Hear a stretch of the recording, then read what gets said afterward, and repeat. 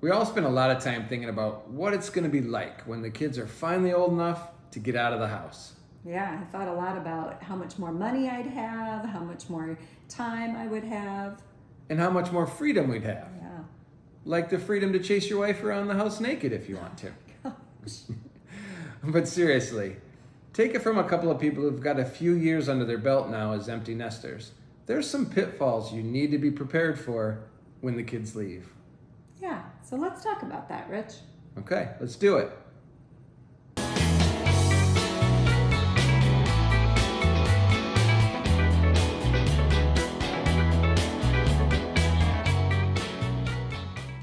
Hi, welcome to our channel.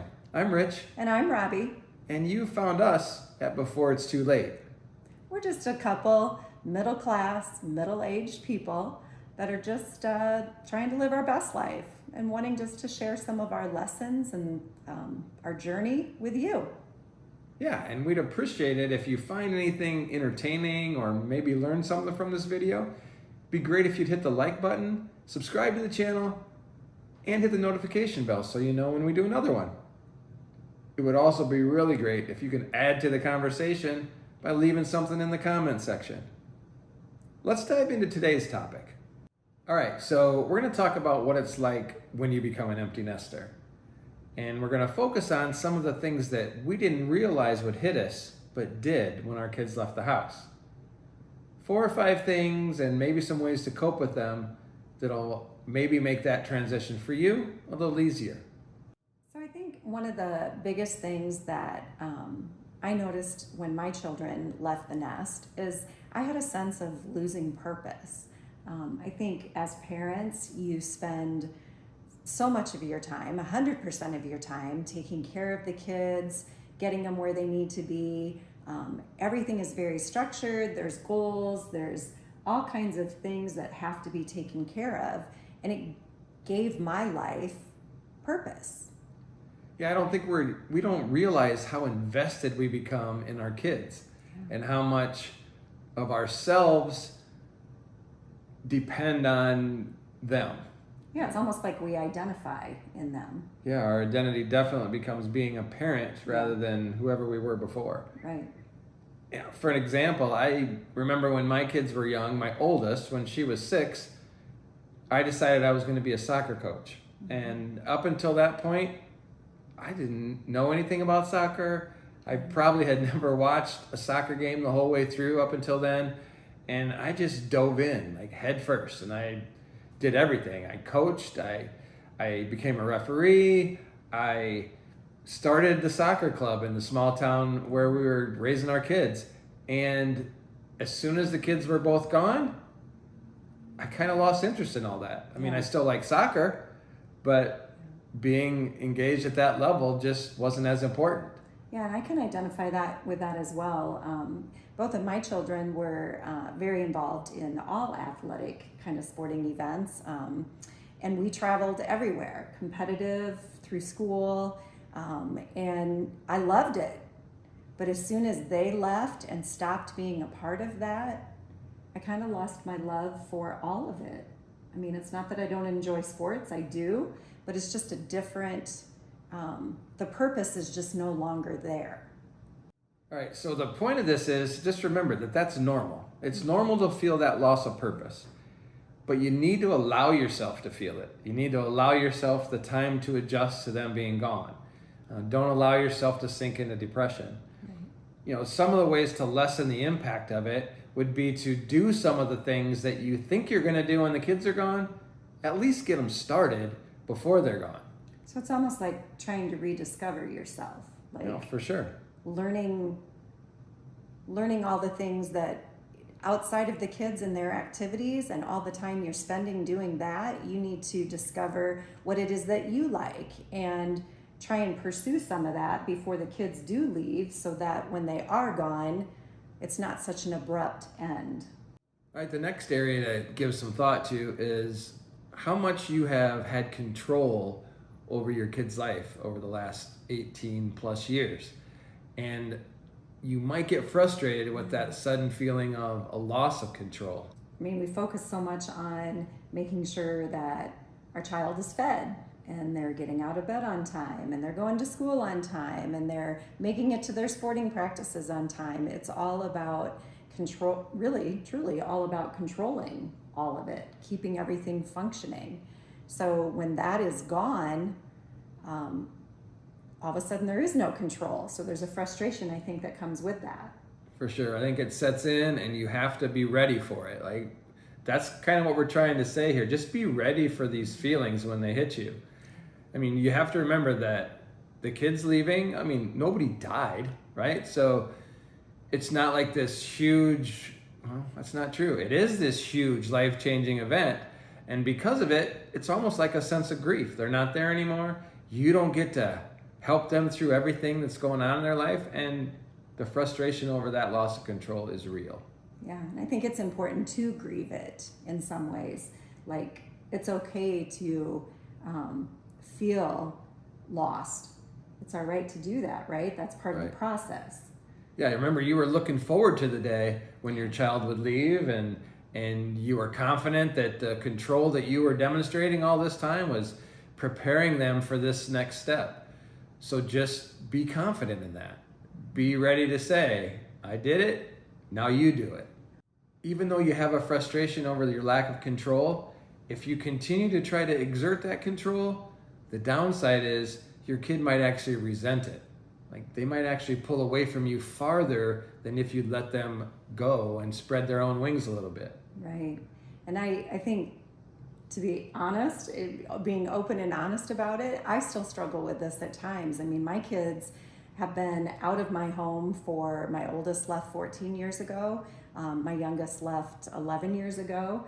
And I still sometimes struggle with giving unsolicited advice. And that's a touchy one with grown children, right? Like, I've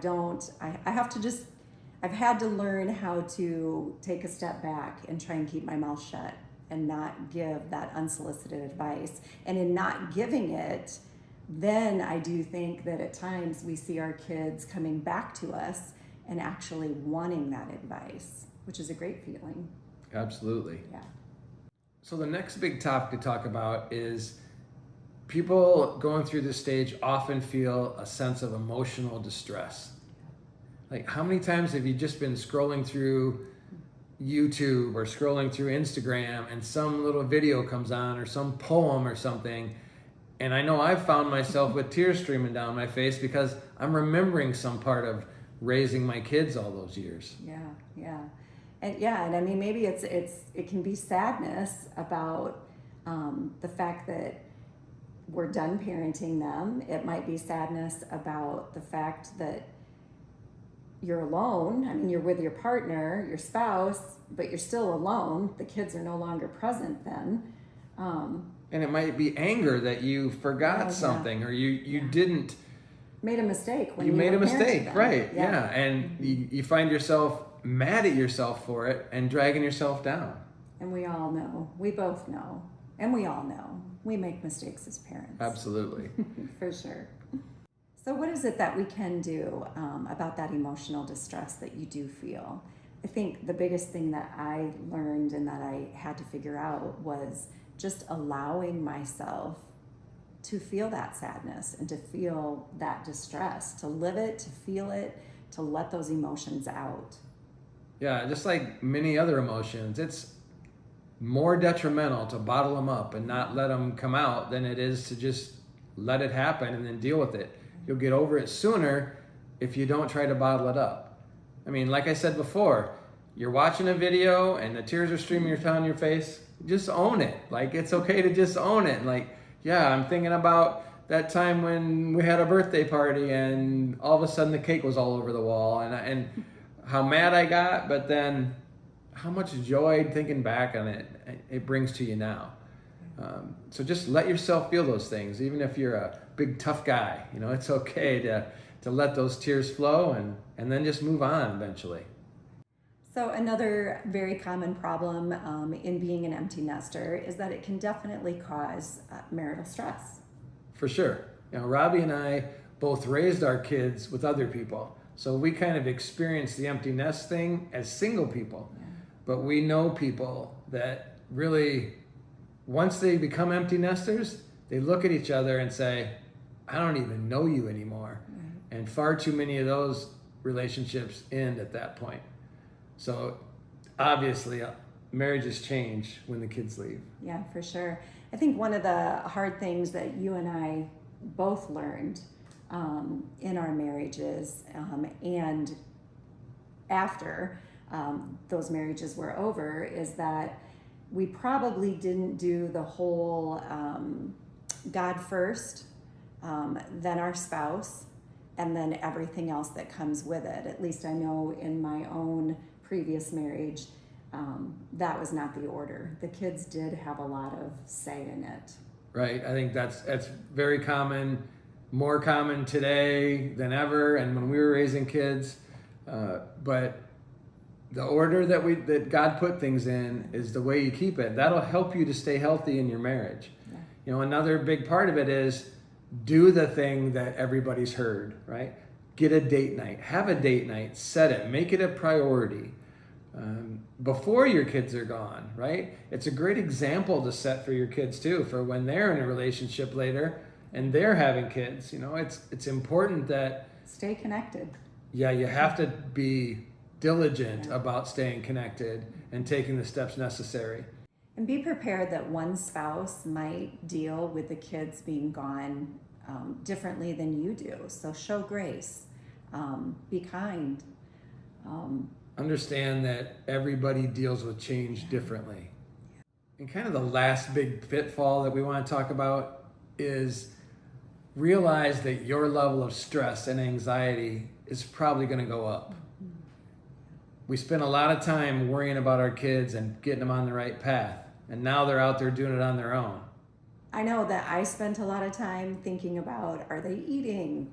Are they sleeping? Are they getting their studies done from their college classes? Who are they hanging out with? Who are they talking to? Do they feel safe? I spent a lot of anxious moments like just stewing over the things that I no longer had control of.